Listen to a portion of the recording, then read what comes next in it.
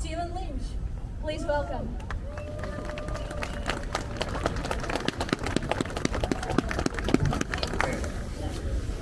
Good afternoon. Good to see you all. Thank you so much for being here. Father Yaroslav, thank you for your blessing. Father Yaroslav was kind enough to officiate over the wedding of two of my dearest friends. They both work for me, Jim and Greta Gordon, and baptized both their children at the Christ the King Church, Ukrainian church. So the family sends their warmest regards to you, Father. Thank you so much for being here today.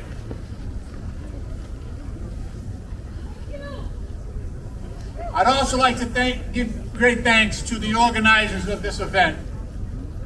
There looks to be about the same number of people as last year when we gathered at Copley Place. So that's good.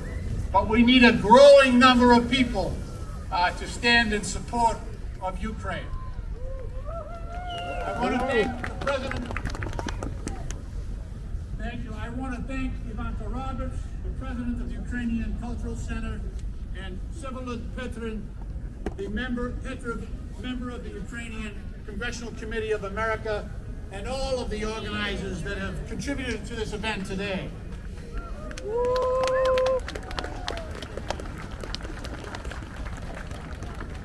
It is an honor for me to be with you here today on this solemn occasion, this day that we mark the second anniversary, 2 years since Russia's craven and illegal and unprovoked invasion of its peaceful neighbor and sovereign neighbor of Ukraine. Despite predictions that Kyiv would fall quickly, the people of Ukraine took on Russian President Vladimir Putin and his forces with an indomitable will and a fierce dedication to each other and an unshakable love for the country of Ukraine.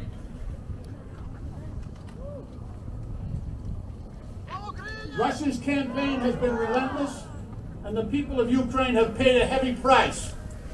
According to the United Nations reports, 10,000 civilians have been killed, with another nearly 20,000 injured. Over 6 million Ukrainians have been forced to seek refuge in neighboring countries. An estimated 40% of Ukrainian population is now in dire need of humanitarian assistance. In addition, the World Bank estimates that about 2 million housing units have been damaged or destroyed in Ukraine, as well as over 5,000 miles of motorways, highways, national roads, and nearly 300 bridges. It is a staggering total. But despite the sacrifice, Ukraine, its leadership, its military, and its people remain determined to fight and to win.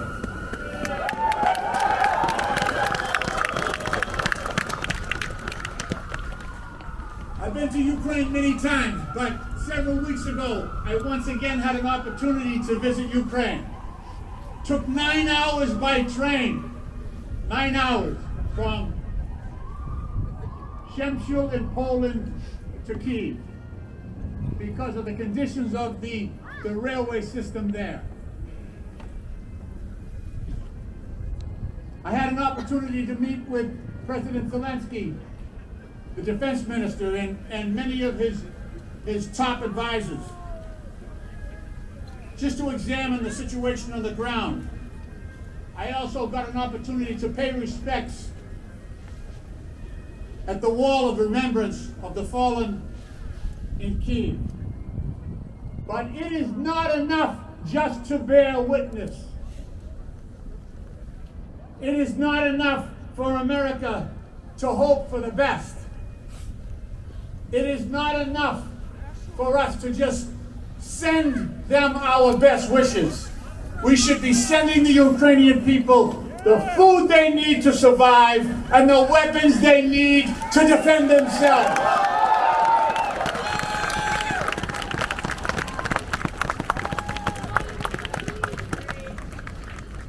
I would prefer to leave politics out of this. But if we are truly committed to the freedom of Ukraine, then we need to be honest. I cannot understand, for the life of me, how doing anything other than standing with Ukraine is even up for discussion in Congress.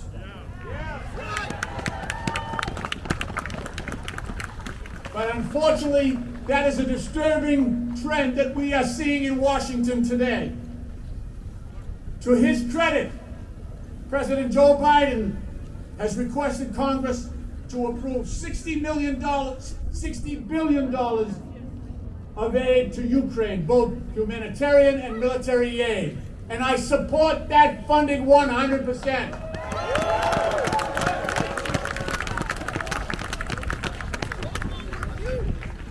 However, the Republican leadership in the House has steadfastly refused to allow that bill to come for a vote. And I know that if it came to the floor of the House, it would be supported and it would pass. They have refused to take up that bill because former President Trump has asked them not to. And that is the truth. That is the truth. When I ask my colleagues, how can you not support Ukraine? They beg off and they say, oh, we need to see a plan. We need to see a strategy. And I tell them, the strategy for Ukraine is to stay alive. The strategy for Ukraine is to fight the invader who came into their country, left women raped and murdered in Bucha, and is trying to extinguish their freedoms every single day. That's the strategy, to stay alive and to remain free.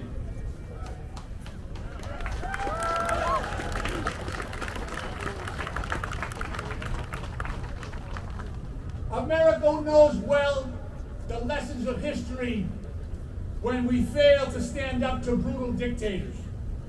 We know what happens when we allow brutal force to replace democracy and the rule of law. There is one other way. There is one other way that we can help Ukraine if the Republicans in Congress refuse to act. Together, the U.S. and the EU have frozen over $300 billion in Russian assets in American banks and European banks. I advocate that we turn over those $300 billion to the people of Ukraine to fight their war against this brutal dictator.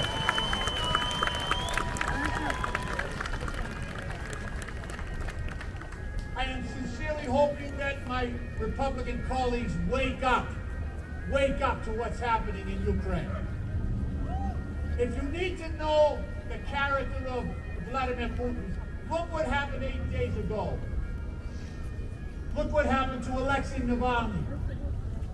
Imprisoned in a work camp in Russia because he spoke out, because he talked about democracy, because he tried to defend the rights of the Russian people.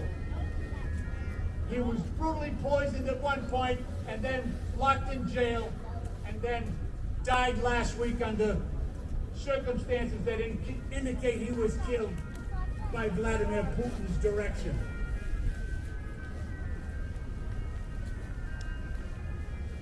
We know the nature of Russia.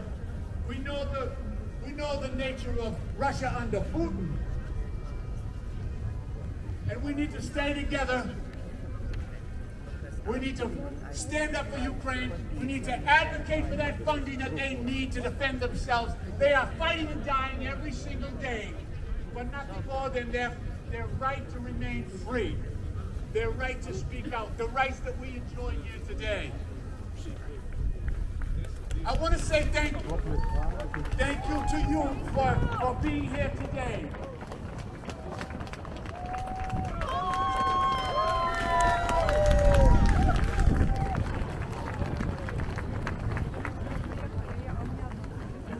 Thank you for keeping faith with the Ukrainian people. Thank you for keeping faith with democracy. God bless you all. Слава Україні! Слава Україні!